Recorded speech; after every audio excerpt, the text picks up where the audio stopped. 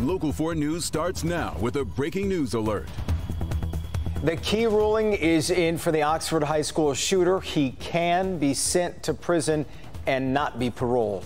Plus, UAW President Shawn Fain tightening the pressure on the Detroit automakers, announcing the next targets of strike. Good afternoon on this Friday. Thank you for joining us. I'm Rhonda Walker. And I'm Jason Colthorpe. A busy afternoon here with multiple breaking stories. Let's start with the Oxford High School shooter's Miller hearing. It wrapped up just a few hours ago. This decides his eligibility or not for parole. Sean Lay joins us now live with what comes next for Ethan Crumbley.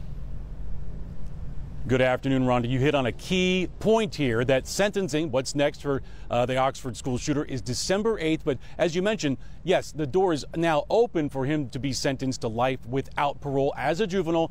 But in December 8th, at the sentencing, that is no guarantee. We don't know yet what the sentence is going to be. Let's take you to a Zoom today, and Judge Kwame Rowe here in Oakland County really taking his time, explaining factor by factor that led to this enormous decision that the Oxford school shooter can be sentenced to life without parole as a juvenile. The act was committed when he was 15. He is now 17.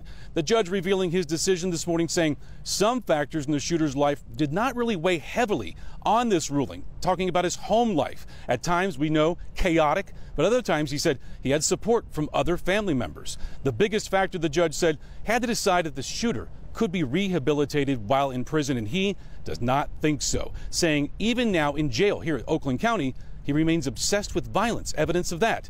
Another huge factor, the shooter carefully planning out every detail of the shooting. There is no single dispute the defendant planned to kill multiple people at Oxford High School. Defendant documented his plan in a journal, including who he would kill first, a pretty girl with a future. Defendant's journal is 22 pages long. Lieutenant Timothy Willis testified that all 22 pages in the journal referred to the school shooting. On page 22 of the journal, defendant wrote, "I want to shoot up the school so badly. Soon, I'm going to buy a 9mm pistol." Additionally, he wrote that he would shoot anyone he sees and that he would aim for the head until he had to reload, that he would find a full class, and throw a Molotov cocktail in there. He wrote that he would continue to shoot people until the police breached the building, and then he would surrender and spend the rest of his life in prison. The judge hitting on the mental health aspect of all of this, saying those words he just read from the shooter, from the journal, shows clear thinking and decision making and planning everything out. That had a big part in this decision. By law, the hearing had to be held. Quite a hearing that we watched, the Miller hearing it's called, but now the final call from Judge Rowe, and we heard that today. Coming up at 4, 5, and 6, we are gathering reaction to this, guys, and again, sentencing December the 8th. Back to you. Okay, Sean, thank you. The other big story, of course, we're following is the UAW targeting more facilities from Detroit automakers. Union President Shawn Fain announcing 7,000 more workers are heading to the picket line. Christy McDonald is in the newsroom. And Christy, Fain calling on another prominent GM facility here in Michigan to join the strike. Absolutely, Jason. Workers are walking off the job as we speak at the GM Lansing Delta Township Assembly Plant and also the Ford Chicago Assembly Plant. It is just Ford and GM who are being targeted this time around, bringing the total number of striking workers to 25,000. There is movement apparently with Stellantis, which is why they are not being targeted today. But go ahead and take a listen to UAW President Shawn Fain to what he had to say earlier this morning.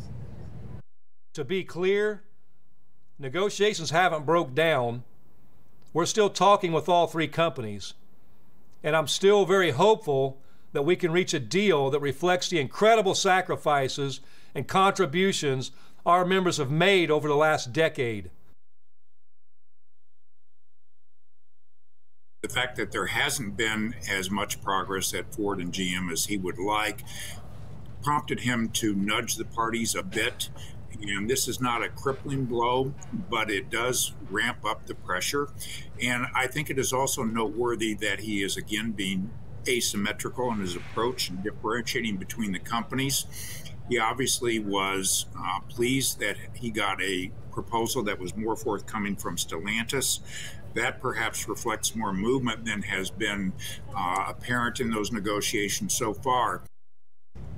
It will be very interesting to see what this latest walkout is going to be doing to negotiations. Fein actually started his announcement late this morning because he said that there was a last-minute flurry of activity from the companies. We are hearing from two of the big three, GM saying that, quote, calling for more strikes is just for headlines, not progress. Ford actually plans to have a press conference this afternoon. Worth noting, the GM Lansing Delta Township plant makes the Buick Enclave and the Chevy Traverse. The Chicago assembly makes the Ford Explorer and the Lincoln Aviator. So make sure you meet me back here for the Daily Plus Live at 12:30. We're going to have extended coverage on the strike. And of course, we're going to stream it all for you on Local 4 Plus. Back to you. A lot of popular vehicles in that list. All right, Christy. Yeah. Thank you, Christy. We'll see you at 12:30. Meanwhile, Ford will soon be holding a press conference to respond to the UAW's announcement. Be sure to stay with us on clickondetroit.com for what comes out of that later today. California Senator Dianne Feinstein has passed away at the age of 90. She was the longest serving woman in the U.S. Senate, representing the state of California for more than 30 years. Lately, she's been working through a string of health issues of late and was planning to retire at the end of her term. Feinstein, she pushed for the reauthorization of the landmark Violence Against Women Act and served as the chair of the Senate Intelligence Committee. Feinstein was known as a centrist and always sought common ground with Republicans in the Senate. Police arrested a woman for a triple stabbing earlier this morning. Officers were sent to Gulliford near Mack Avenue. Detroit police say all of the victims are adults, 2 in their 20s and 1 in their 40s. All are stable and expected to survive. No word on what led up to the stabbing.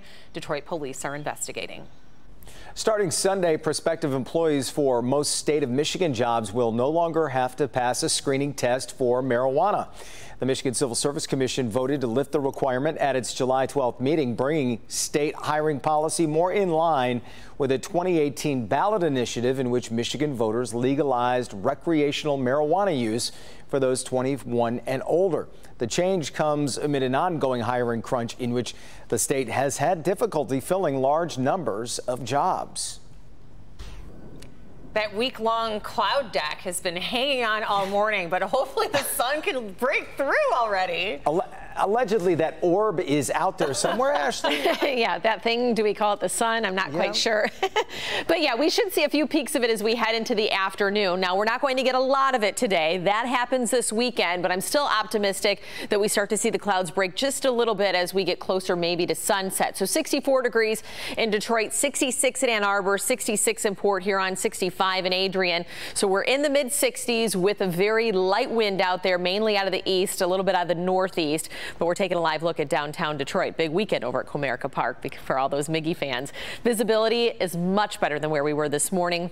Still down to about 4 miles in Monroe, but that's not as much of a concern at the surface. But we did start your Friday morning with some fog, and Saturday morning will be a little foggy as well. But you can see how these clouds are just so pesky. But we have no rain in sight, so that's the good news. We're not anticipating the overcast skies we're dealing with right now to spit out any kind of sprinkles. But as we go throughout the next few hours, the clouds will break just a little bit. We have 72 degrees for the forecasted high, which I think we're still on pace to get there. So low 70s for today, and then we continue to warm up going into the weekend. Mostly sunny Saturday, 75, upper 70s on Sunday. So it's going to be toasty, and we will have even warmer conditions for the start of October. Stick around. We'll have more details on that in your full forecast.